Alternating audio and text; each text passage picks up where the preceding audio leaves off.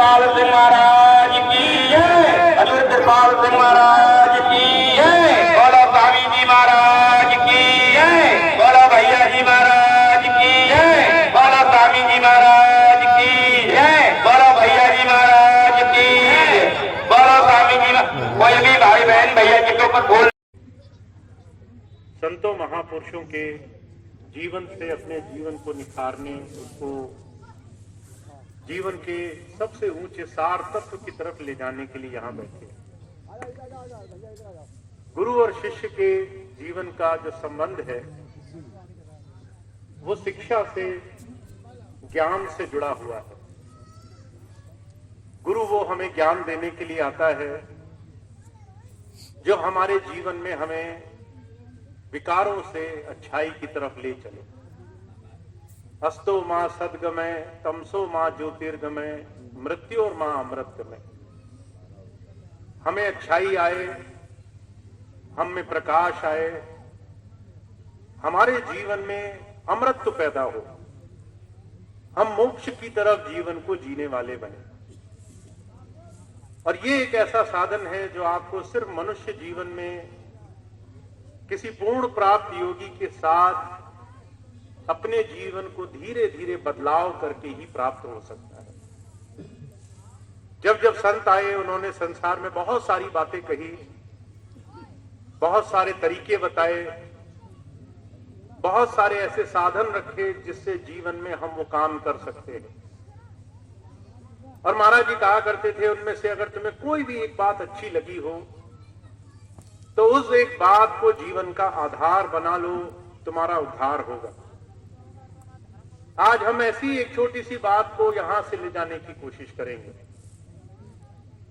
ये पुराना वर्ष धीरे धीरे समाप्ति की ओर है और ईसाइयों में एक परंपरा है, वो हर एक वर्ष के शुरू होने में एक संकल्प लेते हैं।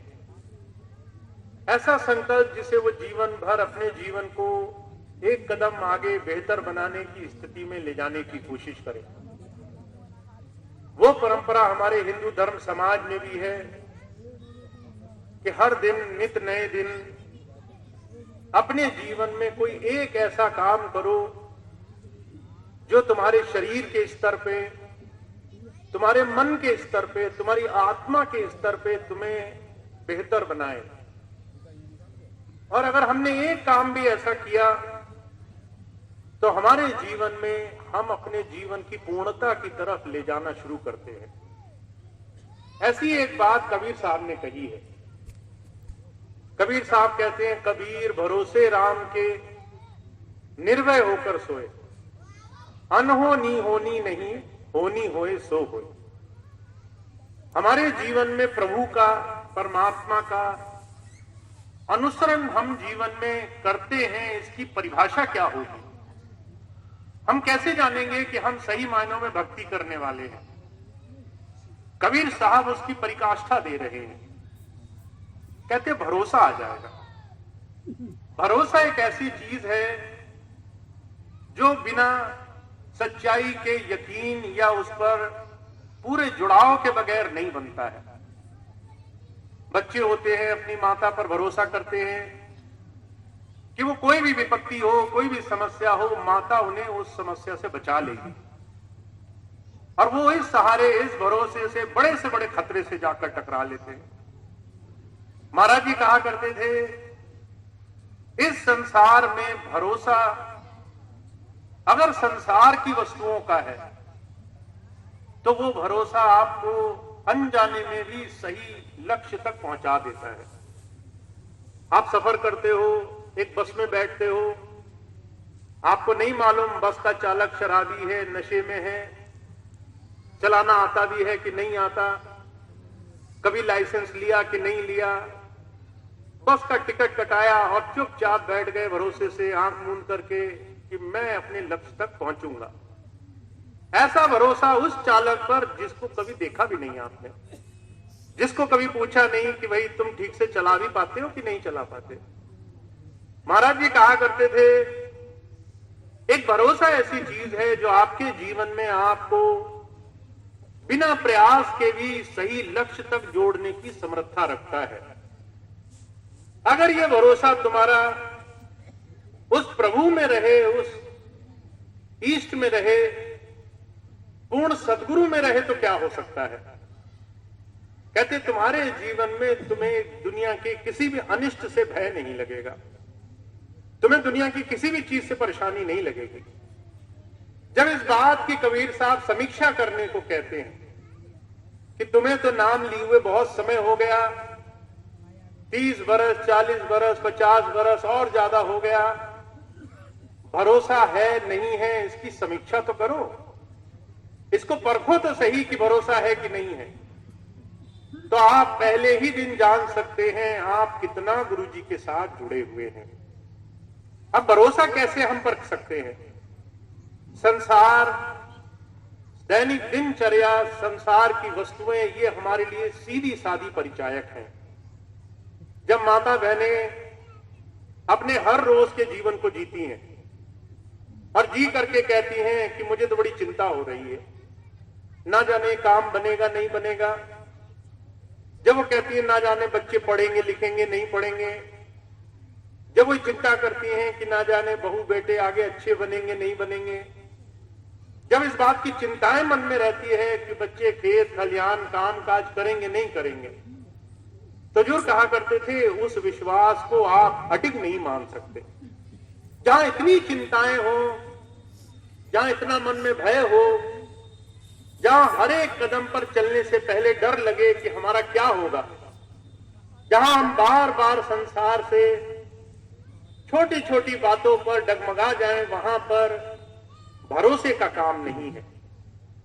शहंशाह जी महाराज एक सूफी हुए, कहा करते थे चाह गई चिंता गई मनवा बेपरवाह, जिसको कुछ नहीं चाहिए सो शाहन को शाह। इस संसार में सबसे बड़ा अमीर बादशाह वो नहीं है जिसके पास लाखों करोड़ों का धन है, वो है जिसकी चिंताएं मिट गई हैं, जिसका भय चला गया है, जिसका विश्वास अटूट है, और जो इस बात को स्वीकार करता है कि संसार में सब कुछ परमात्मा की देन है।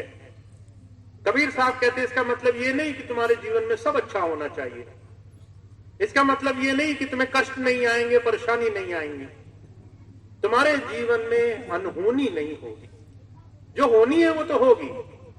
जो हमने जीवन में कभी कर्म किए हैं, जहां हम कर्मों के विधान से लेन देन से जुड़े हैं, वो तो हमें करने पड़ेंगे। अगर हमने किसी का कुछ लिया है तो देना पड़ेगा, अगर किसी का दिया है तो लेना पड़ेगा।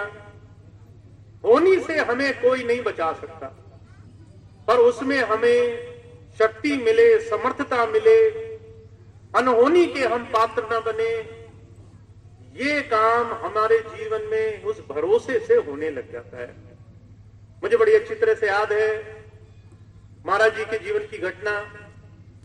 महाराज जी के पास एक बार एक बहन आई, रोते रोते कहने लगी मेरा लड़का बड़ा बीमार है, मृत्यु शैया पर है, डॉक्टर जवाब दे चुके हैं इसका कुछ इलाज नहीं हो सकता। आखिर में सबने कह दिया जिसको मानती हो, जिस ईश परमात्मा को मानती हो उसके पास ले जाओ। अब मैं आपके पास ले आई हूं कि आप इसकी रक्षा करो, इसको बचाओ। महाराज जी कहने लगे इसके कर्म बड़े भारी हैं, इसके कर्म भोग हैं, कुछ जीवन में पिछले जन्मों में किया होगा जिसका भुगतान भुगतना पड़ेगा, और कर्म का विधान ऐसा है जिससे संसार में कोई नहीं भाग पाया। बड़े बड़े अवतार का राम कृष्ण, ये अवतारी पुरुष भी जब संसार में आए तो इन्हें भी कर्मों का भोग भोगना पड़ा, इन्होंने भी संसार में आकर कर्म से छुटकारा नहीं पाया। तो जब ये बात कही महाराज जी ने, कहने लगे इसके कर्म बहुत भारी हैं। माता बहुत बिलखती थी, रोती थी, चीखती चिल्लाती थी। महाराज जी कहने लगे भाई एक उपाय है, तुम चाहो तो मैं इसके कुछ कष्ट हल्के करके तुम्हें दे सकता हूं, इसके कम करूं तुम ले लो। तो माता डर गई, कहने लगी जब इस बच्चे पर अपनी पीड़ा नहीं सही जा रही तो मेरा तो बुढ़ापा है, मैं ही कैसे सह पाऊंगी, मैं तो हो सकता है बर्दाश्त ही ना कर सकूं। डर गई, डर करके पीछे हट गई, कहने लगी महाराज जी मैं इसके कर्म नहीं ले सकती, जब ये बात कही तो महाराज जी ने कहा फिर क्या हो? तो हाथ जोड़कर कहने लगी, आप मालिक हो, आप ही इसके कर्म ले लो। हुजूर कहा करते थे, लोग सहज स्वभाव में चाहते हैं संत हमारे जीवन के सारे कर्मों का बोझ उठा ले, और वो प्रेम से उठा भी लेते हैं। बहुत सारे कर्मों का भुगतान हल्का भी करा देते हैं, पर वो हमारे जीवन में हमें भरोसे से, विश्वास से जोड़ने की पूरी कोशिश करना चाहते हैं। जो गुरु प्रेम से जुड़ा है उसका विश्वास अडिग होना चाहिए, उसको भरोसा होना चाहिए कि सिर्फ गुरु ही उसके जीवन में इन तमाम समस्याओं से, तमाम परेशानियों से उतारने का साधन है। तो स्वामी जी कह रहे हैं इसकी परख करो, इसको अपने जीवन में अपनी स्वभाव, अपनी प्रवृत्ति से नापो। आप घर जाओगे, कोई आए आकर के आप कुछ भी बोले, उस बात की आपको न पीड़ा हो, न भय हो, न घबराहट हो, आपका विश्वास हो कि मेरे ऊपर मेरे मालिक का हाथ है, मुझे इन तमाम समस्याओं से कोई डर नहीं है, मैं इन तमाम भय समस्याओं से आसानी से पार हो जाऊंगा। मैंने ऐसी जगह डोर बांधी है जिससे मेरा काम आसानी से हो जाएगा। तो इस विश्वास को, इस भरोसे को हम जीवन में अभ्यास से बनाते हैं। बहुत से लोग मेरे पास आते हैं, पूछते हैं, भैया जी हमारे जीवन में हमें नाम से जोड़ो, हमें जीवन में अनुभव हो, हमें अंतर में गुरु धारा मिले। और मैं बार बार उन्हें एक बारीक चीज की तरफ ले जाने की कोशिश करता हूं। आपके जीवन में नाम से पाना, नाम से जुड़ना कोई मुश्किल विषय नहीं है। आप जिस दिन संकल्प ले लोगे उस दिन नाम धारा से जुड़ने का रास्ता खुल जाएगा। पर संकल्प कैसे लेना होगा कि हम अपने जीवन को दोहरे मापदंड पर एक साथ एक जैसे लेकर चले। और वो तरीका क्या है? पहला तरीका आप जानते हैं, नाम दीक्षा लेने के बाद हम अंदर साधना के पथ पर अपना जीवन जिए। हमारे जीवन में हम चाहे जितना भी समय गुजारे, हमारा आस्था विश्वास उस प्रभु की सत्ता पर होना चाहिए। अभी कुछ दिन पहले मुझे एक भाई मिले, कहने लगे, भैया जी मैं इसलिए नाम नहीं लेना चाहता क्योंकि घर वाले जोर डालते हैं कि पूजा छोड़ दो, जितनी भी पूजा करते हो वो पूजा छोड़ दो, उससे तुम्हें नाम लेने में आसानी होगी। मैंने उनको जो बात समझाई वही बात मैं आपको समझाना चाहता हूं। आज हम जिस भूमि पर बैठे हैं, ये भूमि राधा कृष्ण मंदिर के नाम से स्वामी जी को एक समय काल में गुरु धारा, उस प्रभु सत्ता की सही मायनों में रक्षा करने के लिए सौंपी गई। उस प्रभु का नाम गुरु से ज्यादा और कौन बचा सकता है? स्वामी जी को जब ये कार्यभार सौंपा गया तो स्वामी जी ने दोनों काम किए। उन्होंने पहली चीज ये कही कि भाई जिसमें आपकी आस्था है वो आस्था गलत नहीं है। आपकी आस्था अगर भगवान के किसी स्वरूप में है तो वो आपका अभी का स्तर है, उसमें आप अगर लगे हो तो कोई हर्जा नहीं है।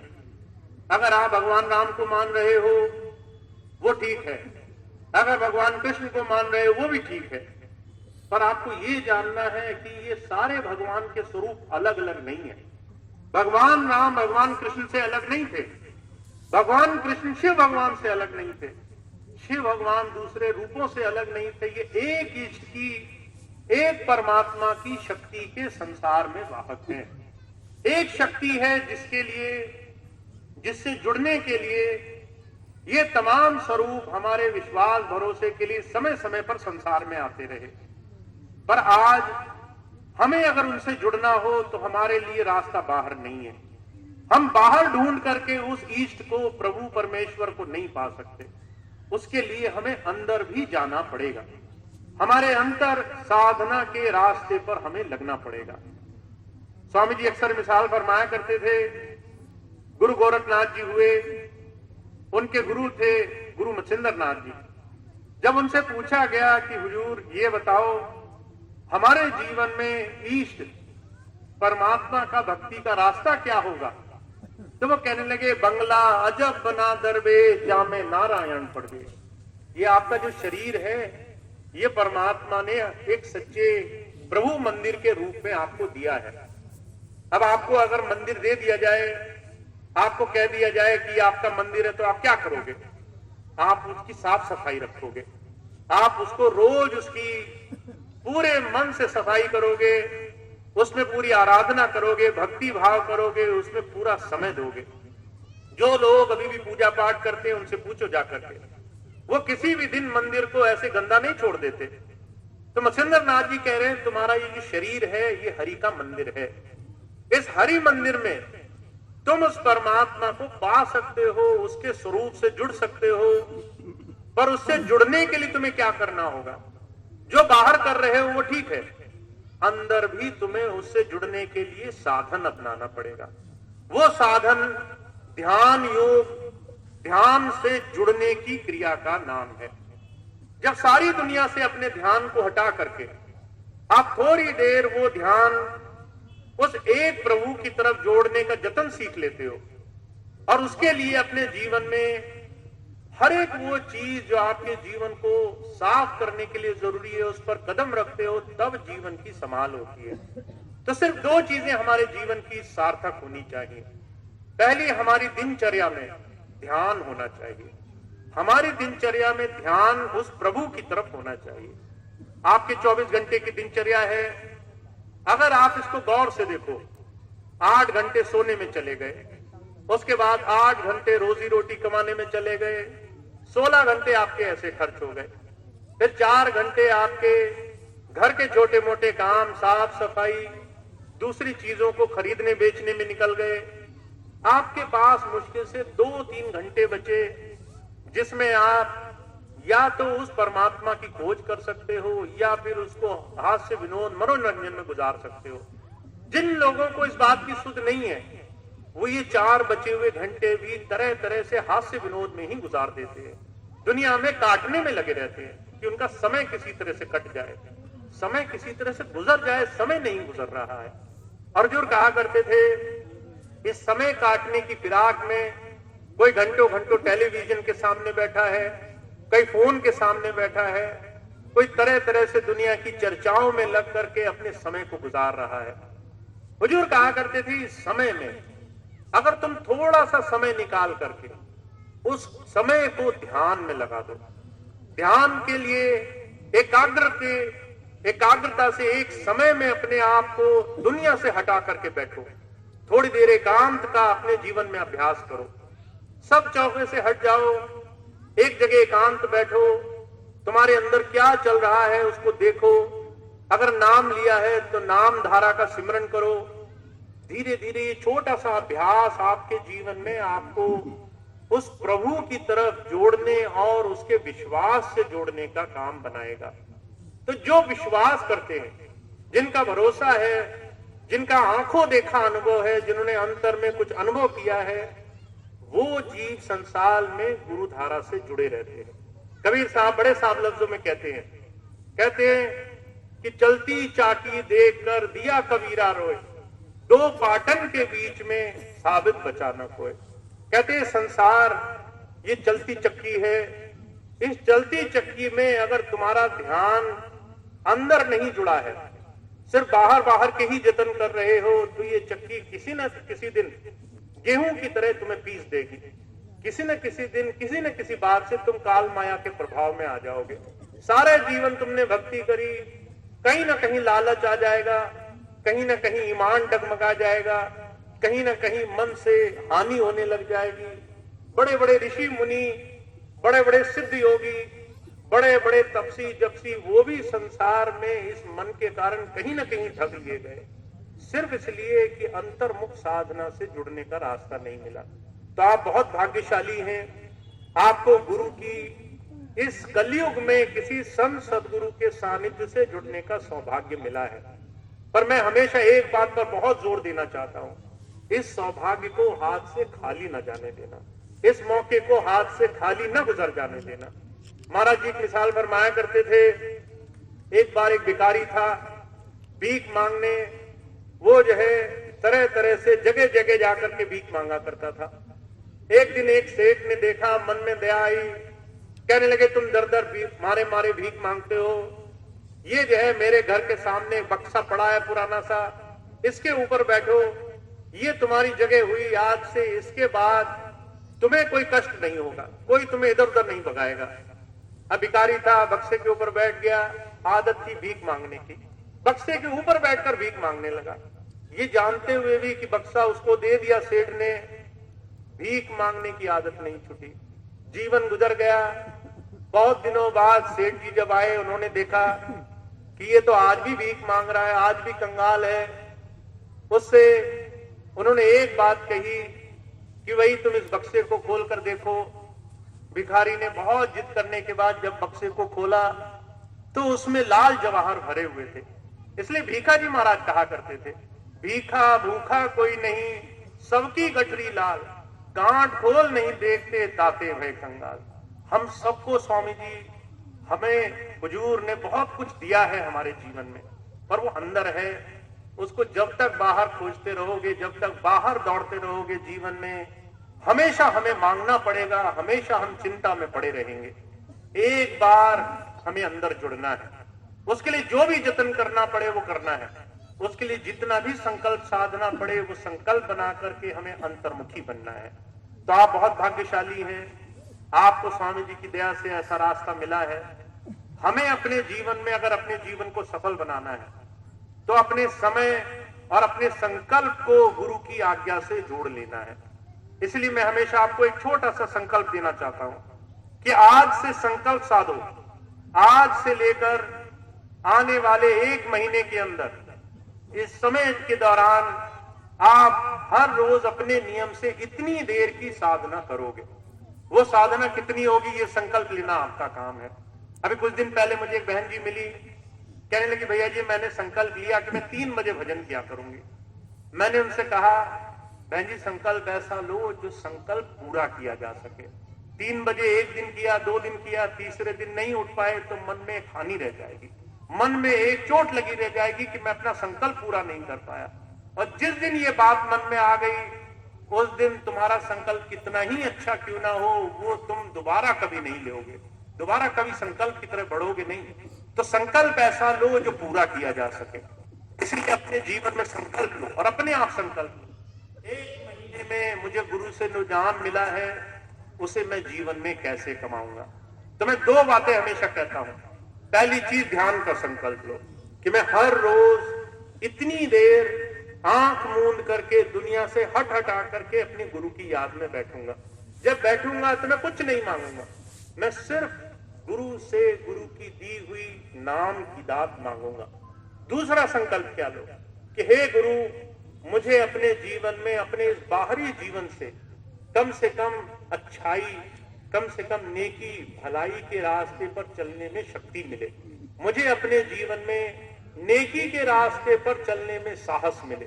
मैं ऐसा संकल्प लेना चाहता हूं कि मेरे बाहरी जीवन से भी कम से कम किसी का छोटा सा अच्छा काम हो, किसी की भलाई हो, किसी के जीवन में हित हो, किसी के जीवन में अच्छाई उपजे। तो जब हम ऐसा संकल्प ले लेंगे और 1 महीने से उसे जोड़ देंगे, 1 महीने के अंदर हम इसे करके देखेंगे तो आपका गुरु धारा, गुरु की कृपा पे विश्वास बनना शुरू हो जाएगा। तो मैं सिर्फ एक बात कहता हूं, संकल्प लीजिए, मन में एक विश्वास धारण कीजिए, गुरु नाम से, गुरु के दिए हुए भजन से जुड़ने का एक संकल्प उठाइए और अपने आप को गुरु धारा से जोड़ने का प्रयास कीजिए। मुझे महाराज जी की हमेशा एक बात याद आती है। एक बार महाराज जी के जन्म दिवस पर बहुत से लोग गए, उन्हें बधाई दी, तो महाराज जी कहने लगे कि भाई मुझे बधाई का पात्र तब समझो जब मेरे सारे बच्चे अपने दिए हुए एग्जाम में, परीक्षा में पास हो जाए।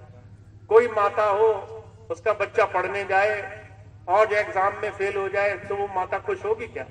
उस माता को हमेशा इस बात की पीड़ा रहेगी कि मेरा बच्चा पास नहीं हुआ। तो महाराज जी कहा करते थे, तुम अगर मुझे खुश देखना चाहते हो, कुछ देना चाहते हो, तो मुझे अपने दिए हुए समय में से समय दो, मुझे ये संकल्प दो कि तुम मेरे दिए हुए नाम में कंजूसी नहीं करोगे, वहां कोताही नहीं बरतोगे। तो आज आप मेरा ये जन्मदिन मना रहे हैं और 11 साल 12 साल बाद ये मौका मुझे और आपको मिला है। बहुत लंबा समय हो गया है और मैं चाहता हूं कि हम और आप सिर्फ स्थूल बाहरी रूप में एक दूसरे को सिर्फ शरीर रूप में ना जाने। क्योंकि स्वामी जी की एक बात मुझे हमेशा याद आती है। स्वामी जी कई बार एक बात कहा करते थे कि गुरु और शिष्य के बीच में सिर्फ दैहिक बाहरी संबंध नहीं होना चाहिए, वो बहुत ही विवश करने वाली, बहुत ही बाध्य करने वाली वस्तु है। आप एक महीने में कितना मिल लोगे गुरु जी से? एक बार, 2 बार, साल में कितना मिल लोगे? कभी कभार तो ऐसे लोग होते हैं साल में एक बार भी दर्शन नहीं हो पाते। बहुत मन में चाह होती है दर्शन करें, उनकी परिस्थितियां, उनके सामाजिक बंधन उनको प्रयास करने के बावजूद भी मौका नहीं देते कि एक साल में एक बार भी दर्शन हो पाए। तो स्वामी जी एक बात कहा करते थे, गुरु बसे बनारसी सिख साथ समुंदर तीर, एक पल कभी न बिछड़े जो गुण होए शरीर। ऐसा संबंध, ऐसा प्रेम भाव, ऐसी लगन गुरु से जोड़नी है कि वो आंतरिक हो, अंदर से जुड़ाव की स्थिति हो। वो कहीं बैठे हो, हम कहीं बैठे हो, हमारा जुड़ाव उनसे बना रहे। और यही प्रेम भाव मैं आप सबके लिए चाहता हूँ। बहुत से भाई बहन मुझसे कहते हैं भैया जी अपना फोन नंबर दे दो। मैं कहता हूँ बाहर पे बात करोगे, एक बार होगी, 10 बार नहीं होगी, पर अगर अंदर का तुमने टेलीफोन घुमाना सीख लिया तो तुम्हारा हमेशा काम बनेगा। तो तुम्हारा हमेशा हमेशा गुरु जी से तार जुड़ा रहेगा। तो हमें बाहर चीजों पर बाध्य नहीं रहना है, हमें बाहर की चीजों पर निर्भर नहीं रहना है कि हम हमेशा गुरु जी से फोन पर बात करें, पूछें कि हमारी हारी बीमारी, दुकानदारी, मुकदमेदारी कैसे हल हो। अंदर से ऐसा विश्वास जोड़े, एक बार उनको याद करें, उनके अंदर से जो प्रेरणा मिले उनकी आज्ञा मान करके करें, उनके वचनों के अनुरूप जो हमें आदेश मिले उसे करें और भरोसे से करें। जो हमारे जीवन में होनी है वो सब होगी, और जो अनहोनी होगी वो गुरु होने नहीं देगा, वो हमारे जीवन में कोई अनिष्ट नहीं होने देगा। तो इस भाव के साथ हमें अपने जीवन में गुरु से अंतर से जुड़ाव की स्थिति बनानी है। और मैं चाहता हूं आपका प्रेम भाव ऐसा बना रहे कि आप अंदर हमेशा निरंतर उनकी याद से, उनके ध्यान अंतर दर्शन से जुड़े रहें। तो हम सबके लिए बहुत बड़ा संकल्प है। मैं हमेशा एक बात कहता हूं, अभी आज सुबह ही हम लोग जब सुबह यहाँ योगा का कार्यक्रम चल रहा था तो दूसरी तरफ गए, सभी भाई बहन खड़े थे, कहने लगे कल भैया जी बहुत अच्छा भजन कराया, भजन में जो है खूब अनुभव हो गया। मैंने कहा पहले दिन ही मीठी मीठी बात करके आप लोग मुझसे छुटकारा पाने की कोशिश मत करो। ये मत करो कि आज ही हमें अनुभव हो गया, अब आज के बाद जरूरत नहीं है भजन करने की, आज ही हमने सब पा लिया। तो आप ये सोचो हमें हर रोज उस परिकाष्ठा पे करना है, हर रोज उस दिशा में बढ़ना है। आप गुरु जी से चालाकी नहीं कर सकते, इसलिए भजन में हमें लगे रहना है, गुरु की बात से जुड़े रहना है, गुरु से हमें निरंतर प्रेम जोड़कर रखना है कि हम जो अंतर जोड़ने का साधन है उसे किनारे करके मनमुक्ता के पीछे दौड़ने वाले। तो इतने विश्वास के साथ हम इस पुराने वर्ष को धीरे धीरे समापन करेंगे। आज का ये बड़ा सुंदर कार्यक्रम जो आप सब के यहाँ पर इतने प्रेम भाव के साथ अब हो रहा है, उसके लिए आप सभी भाई बहनों को बहुत बहुत स्वामी जी का आशीर्वाद मिले, खूब खूब उनकी दया प्राप्त हो। इस बार पहली बार यहाँ पर इस तरह 2 दिन का ध्यान और सत्संग का कार्यक्रम रखा गया। हमारे भाई श्याम बिहारी जी और दूसरे सभी भाई बहन उन्होंने बहुत प्रयास किया, साथ साथ कह रहे थे भैया जी कैसे होगा, ये चीज़ ठीक होगी नहीं होगी, पहली बार इतना बड़ा कार्यक्रम कर रहे हैं। पर आप सब ने उन सबको, जितने भी सेवादार भाई बहन हैं, उनको ये विश्वास दिलाया यहाँ आकर के जहाँ भी गुरु जी बुलाएंगे वहाँ पर जाने में हमें कोई संकोच नहीं है। तो बहुत बहुत धन्यवाद इसके लिए आप सभी भाई बहनों का। अभी कुछ दिन पहले एक भाई मुझे बोल भी रहे थे कि भैया जी आप एक जगह भंडारा क्यों नहीं करते, आप जगह जगह अलग अलग आश्रमों में भंडारा कर रहे हैं। मुझे लगता है स्वामी जी यही चाहते हैं, जितने भी आश्रम उन्होंने बनाए हैं एक बार सारी संगत को उसके दर्शन करा दिए जाए। तो जहाँ जहाँ भी आप पहुँचे हैं और जहाँ जहाँ भी शायद पहुँचना शेष है, वहाँ वहाँ आप पहुँच सके, भंडारों का उस तमाम गुरु घर के साथ जुड़ने का आपको सौभाग्य मिले। अब आश्रम तो बहुत ज़्यादा है, अभी तो आपने 4-5 ही देखे होंगे, 22 से ज़्यादा आश्रम है। तो भगवान न करे इसी तरह से भागना पड़े, पर फिर भी आप सबको आज के इस बड़े सुंदर कार्यक्रम के लिए बहुत बहुत धन्यवाद, बहुत बहुत धन्यवाद।